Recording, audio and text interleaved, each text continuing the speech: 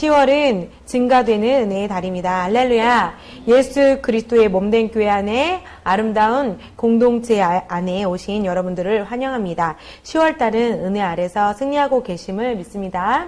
또한 10월은 증가되는 은혜의 달입니다. 증가되는 은혜의 달에 승리하심을 축복하며 축하합니다. 옆에 분들하고 나누실까요? 축하드립니다. 은혜를 받으심을 축복합니다. 야고보서 4장 6절을 우리 함께 고백하겠습니다. 그러나 그가 더 많은 은혜를 주시느니라. 그러므로 그가 말씀하시기를 하나님께서는 교만한 자를 거절하시고 겸손한 자들에게 은혜를 주신다고 하셨느니라. 아멘. 많은 사람들이 은혜의 정의를 공로 없이 거저 받은 그 은총, 한없는 그 사랑의 은총이라고 알고 있고 그렇게 고백하기도 하지만 사실은 은혜는 그보다 더 훨씬 더 큰 의미를 가지고 있습니다. 은혜는 헬라어 카리스인데 인간의 영에 임한 하나님의 신선한 영향력으로 외부로부터 은총, 아름다움, 호의, 사랑스러움을 방출합니다.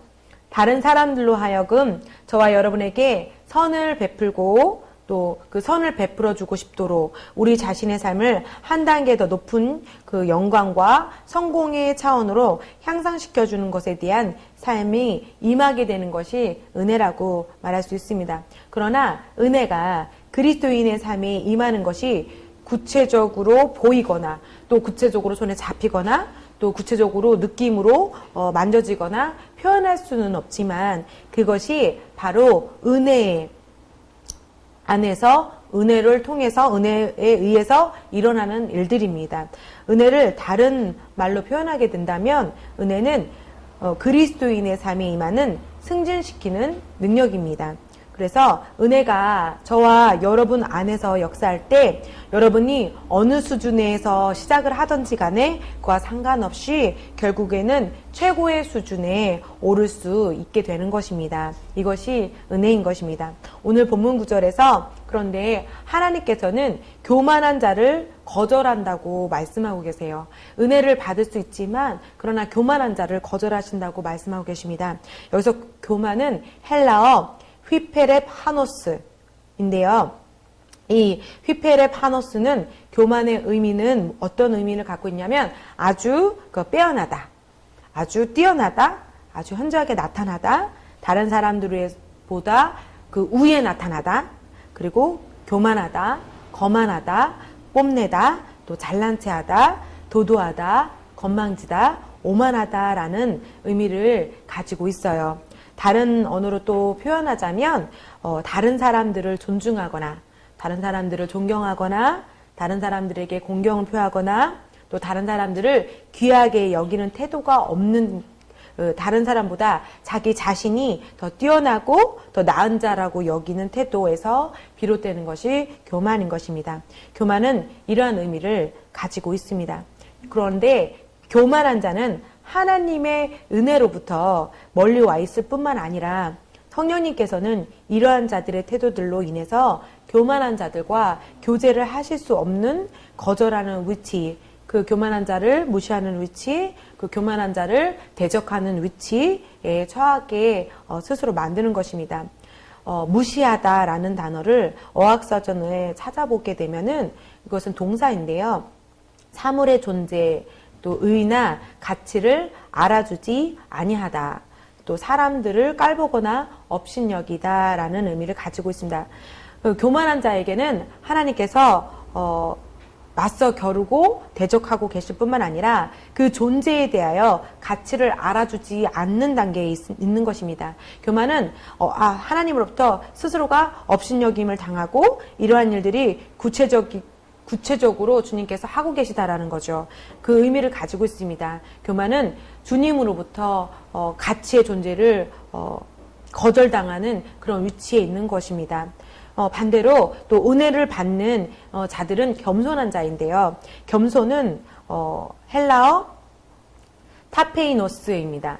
타페이노스, 그러니까 영적으로 겸손한 사람, 온유한 사람, 겸비한 사람, 낮은 곳에 놓인 위치에서 섬기는 사람, 이런 의미를 가지고 있습니다.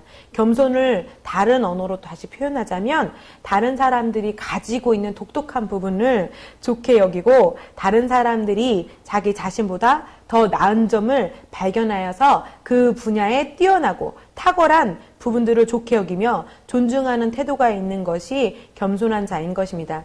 이러한 겸손한 그리스도인들에게는 하나님의 은혜가 임하는 것입니다. 할렐루야. 겸손한 자들은 이 복음의 은혜가 있습니다. 겸손한 자리에서 주님의 은혜 안에서 자라가십시오. 베드로후서 3장 18절 말씀을 함께 읽도록 하겠습니다.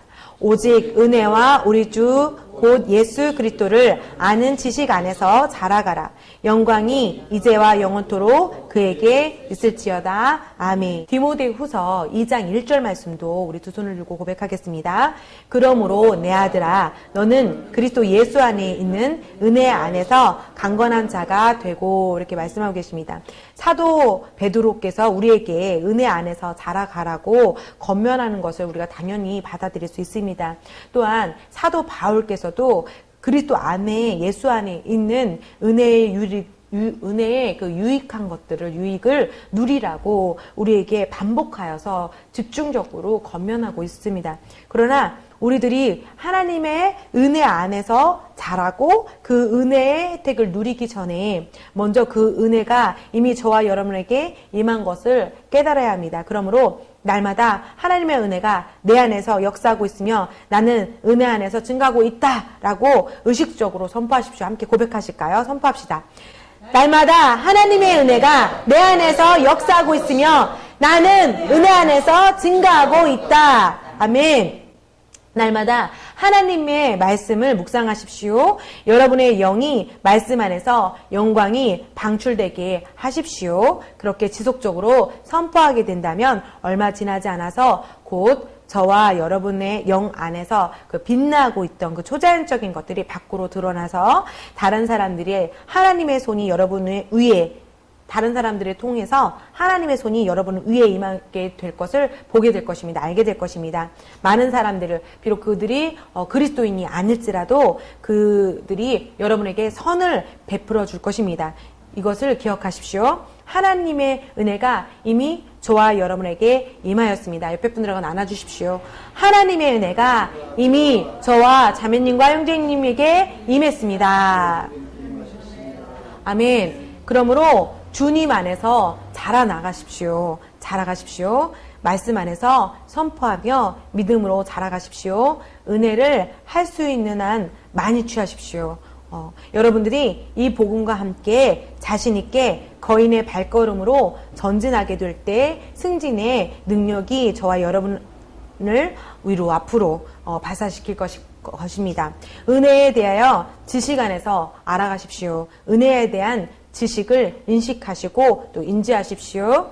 은혜의 7가지 외부로부터 임하는 일들이 있습니다. 첫 번째로는 은혜는 다른 사람들이 나를 기꺼이 받아들이게 합니다. 두 번째로는 은혜는 특권을 누리게 하는 것입니다. 세 번째로는 우리의 삶에 호의가 있는 것이고요. 네 번째로는 은혜는 기쁨을 가지고 오는 것입니다. 또 다섯 번째로는 삶에 대한 관대함을 가지고 오고요. 여섯 번째로는 은혜로 통해서 즐거움을 가져오게 되고요. 또 은혜는 은사들을 가지고 옵니다. 이것은 7가지에 관한 것은 너무나 길기 때문에 다음 주에 여러분에게 나누도록 하겠습니다. 그러니까 은혜를 많이 취하시고 많이 누릴 수 있도록 그 위치로 여러분이 앞으로 위로 쏘아 올려 가시기를 주님의 이름으로 축복드립니다.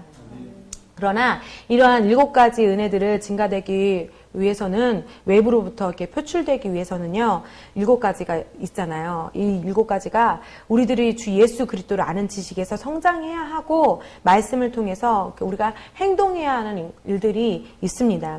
은혜에 대하여 성장해야 하는 것에 중요한 것은 우리들이 다른 사람에 대해서 인정하고 존중하고 또 주위에 있는 분들을 또 그가 비록 그리스도인이 아닐지라도 공경하지 않게 된다면 우리 안에 이미 임재한 그 은혜가 외부로부터 일어나게 하는 그 7가지 은혜가 마치 어떠한 기계가 외부로부터 작동하지 않는 것처럼 은혜에 있어서 우리에게 작동되지 않을 수 있다는 일들에 대해서 우리는 알아야 하는 것입니다. 말씀의 실제 10월 21일 말씀이 우리에게 충분히 말씀하고 있습니다. 우리 말씀의 실제를 함께 보도록 하겠습니다. 10월 21일 금요일 말씀을 한 번 더 우리가 말씀을 보았지만 은혜에 대해서 생각하시면서 다시 한번 말씀을 보겠습니다. 이 말씀에 겸손한 자의 태도가 곧 은혜를 입는 자의 태도임을 잘 나타내고 있으며 말씀하고 계십니다. 우리 함께 말씀을 보도록 하겠습니다. 마땅히 공경할 사람을 공경하십시오. 에베소서 6장 1절에서 3절 말씀을 함께 우리가 읽겠습니다. 자녀들아 주 안에서 너희 부모에게 순종하라. 이것이 옳으니라. 내 아버지와 어머니를 공경하라. 이것은 약속이 있는 첫 계명이니 이로써 내가 잘되고 땅에서 장수하리라. 아멘. 우선 공경하다라는 말은 누군가에게 경의를 표하는 것을 의미합니다. 그러니까 이것은 누군가를 인정해주고 또 누군가를 존경하며 특별히 잘 대우하는 것을 뜻하기도 합니다. 잘 대우한다면 아주 값어치 있고 비싼 것들을 이렇게 대접할 수도 있는 것이고요. 또 친절한 언어로 대면할 수 있는 것이고요. 굳이 그렇게 큰 돈을 들이지 않더라도 상대방을 잘 대우하고 안부 전화를 한다든지 이러한 것들도 포함되는 것입니다. 마음을 다해서 그 진실성 있는 대화를 추구하는 것이 잘 대화하는 것입니다. 이것이 공경의 의미를 가지고 있는 것입니다. 오늘 본문 구절은 자녀들에게 부모를 공경하라고 훈계하고 있습니다. 하나님께서는 부모를 공경할 때 장수하게 되며 또 행복한 삶을 살게 될 것이라고 말씀하고 계십니다. 그러니까 장수는 그 건강을 포함한 모든 삶에서 나타나는 영향력 있는 그 위치를 말하고 있지요. 그래서 이것은 하나님께서 이 땅에서 여러분을 특별하게 지켜주심으로 여러분이 형통하고 영광스러운 삶을 살게 하시겠다는 의미입니다. 그러니까 하나님께서 특별히 이러한 삶을 살게 된다면, 공경의 삶을 살게 된다면, 겸손한 삶을 살게 된다면, 누군가를 존중하는 삶을 살게 된다면 그것이 모두 통틀어서 겸손한 삶이거든요. 이러한 삶을 살게 된다면 하나님께서 형통스러운 일들을 주시겠다라고 말하는데, 다른 이야기로 표현한다면 은혜의 삶, 7가지로 우리가 나눴지만 은혜의 삶을 여러분에게 보장하시겠다고 말씀하고 계시는 것입니다. 직장을 찾고 있지만 여러분 구하지 못하거나 사업장을 시작하는 데 있어서 바른 판단을 하지 못하는 그런 실수의 경험을 하는 사람들이 많이 있습니다. 그들은 하는 일들이 또한 잘 되지 않습니다. 그런 사람들은 그들이 부모님이나 또한 하나님께서 그들 위에 두신 사람들을 공경하고 있지 않을 수도 있습니다. 그러한 태도들로 인해서 그들의 삶이 영향력 있고 앞으로 쏘아 올려지고 잘 되는 삶이 보장되지 않을 수도 있다고 말씀하고 계십니다. 여러분은 부모님 그리고 여러분을 잘 보살펴 주셨고 또 길러주신 사람들에게 은혜를 입었습니다. 여러분은 그들에게 빚을 지고 있는 것이며 마땅히 그 빚을 갚아야 합니다. 디모데전서 5장 4절은 말씀합니다. 만일 어떤 과부에게 자녀나 손자들이 있거든 부모나 조부모에게 보답하는 것이 집에서의 그들의 종교적인 의무라는 것을 가장 먼저 알게 하라. 이것이 하나님이 보시기에 합당한 것이기 때문이다. 그 빚을 갚는 길은 부모님을 공경하고 보답하는 것입니다. 그러나 이 진리에는 한 가지 더 포함되어 있습니다. 신약에서 하나님께서 우리에게 부모를 공경하라고 말씀하셨을 때 그것은 육적인 부모님뿐만 아니라 영적인 부모를 포함하고 있다는 것을 여러분 인식하셔야 됩니다. 영적 아버지나 영적 어머니는 믿음 안에서 여러분을 양육하는 분들입니다. 성경은 말씀하고 계십니다. 그리스도 안에서 일만 스승이 있으되 아버지는 많지 아니하니 그리스도 예수 안에서 내가 복음으로써 너희를 믿니라. 오늘도 어떤 자매님이 말씀하시더라고요. 저는 오늘 근무를 하기 때문에 미디어에 있는 어떤 목사님의 설교를 듣고 오늘 예배를 드리고 왔습니다라고 말씀하고 계십니다. 여러분, 아버지는 많지 않습니다. 여러분을 위해서 기도하시고 여러분을 위해서 자녀처럼 양육하시고 또 그렇게 마음으로 낳는 그러한 영적 어머니나 영적 아버지, 그러니까 지도자, 목사님들을 의미하고 있는데요. 그러한 분들은 많지 않은 것입니다. 여러분은 아버지라고 선택할 수 있지만 사실은 고린도전서 4장 15절에 일반 아버지가 많지 않다고 말씀하고 계시기 때문에 영적인 부모들을 공경해야 하는 것입니다. 여러분, 교회 생활을 잘 시작하다가 나중에 하나님의 집에서 제멋대로 행동하는 사람들이 있습니다. 그들은 자신들이 원할 때만 교회에 오며 몹시 비판적인 태도로 지도자들에게 반대하는 말들을 합니다. 셀 리더자일 수도 있고 또 전도사님들이 될 수도 있고 또 목사님이 될 수도 있겠죠. 그리고 그것은 왜 그러냐면 교만의 위치에 자기가 처해 있기 때문에 그렇습니다. 나보다 이 지도자가 더 훌륭한 점이 없다고 판단될 때, 그러니까 겸손하지 않고 교만한 위치에 본인이 올라가 있을 때 이런 비판적이고 공격적인 태도가 나오는 것입니다. 여러분 이해하셨으면 좋겠습니다. 그런 사람들은 마땅히 공경해야 할 사람들을 공경하고 있지 않는 것입니다. 여러분 위에 있는 통치자들과 권위자들을 공경하십시오. 그렇게 하는 것은 여러분이 성공하고 잘 되는 것과 관련이 있으며 그것이야말로 하나님의 왕국에서 가장 중요한 것입니다. 여러분의 지도자들의 말을 고집히 듣고 그들에게 복종하십시오. 그들은 여러분의 영혼을 지키는 사람들이시고 또 이 일을 장차 하나님께 보고를 드릴 분들입니다. 그러므로 여러분들은 그들이 기쁜 마음으로 주님의 일을 하게끔 만들어 주십시오. 탄식하면서 여러분들을 생각하면서 탄식하면서 일을 하지 않게 해 주십시오. 그들이 탄식하면서 일하는 것은 우리들에게 또 여러분들에게 유익하지 못합니다. 할렐루야. 우린 지금 은혜에 대해서 나누고 있습니다. 은혜는 외부로부터 받는 그 놀라운 하나님의 그 영향력, 우리의 삶을 증가시키는 영향력인데 그 영향력을 받지 못할 수도 있다라는 위치, 겸손과 교만의 위치, 그 남을 더 존중하는 위치, 공경하는 위치, 그런 위치에 대해서 나누고 있는 것입니다. 할렐루야. 저와 여러분들에게 있어서 이미 은혜가 임하여진 것이 외부로부터 작동하도록 쓴뿌리를 제거하기 시작하십시오. 가시나무와 같이 다른 사람들을 거칠고 아프게 하는 태도들을 내려놓으십시오. 감정 기복을 부리지 마십시오. 주님으로부터 오는 축복들을 이러한 것들로 인해서 오염시키고 또 우리들이 삶에 임하지 못하도록 지혜롭게 하지 못하는 생각들과 행동들을 이제 그만 멈추십시오. 다른 사람들을 향한 겸손한 마음가짐과 행동과 구체적인 태도를 취하십시오. 특별히 친절하게 대하십시오. 주님의 은혜를 가지고 여러분들을 위해서 기도해 주시는 영적 지도자들 뿐만 아니라 육적인 은혜를 주신 분들에게 공경을 표현하십시오.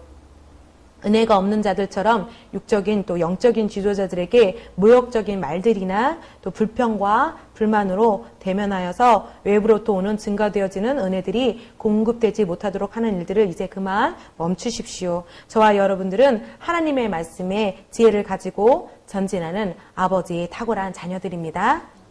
함께 일어나셔서 고백하겠습니다. 주 예수님의 이름으로 저의 인생에 임한 하나님의 은혜를 누리게 하심을 감사드립니다. 그 은혜의 결과로 축복과 기회의 문들이 오늘 열리고 있음에 감사드립니다. 은혜로 인하여 다른 사람들이 나를 기꺼이 받아들이게 하심을 감사드립니다. 특권을 누리게 하심을 감사드립니다. 호의를 누리게 하심을 감사드립니다. 기쁨을 주심을 감사드립니다. 관대함이 오게 하심을 감사드립니다. 은혜의 삶으로 저에게 즐거움을 주시고 은사들이 가득하게 하심을 감사드립니다. 주님께서 주시는 은혜로 저는 위로 앞으로 전진하는 삶을 살고 있습니다. 저의 인생은 하나님의 은혜의 증거의 산물임을 고백합니다. 할렐루야.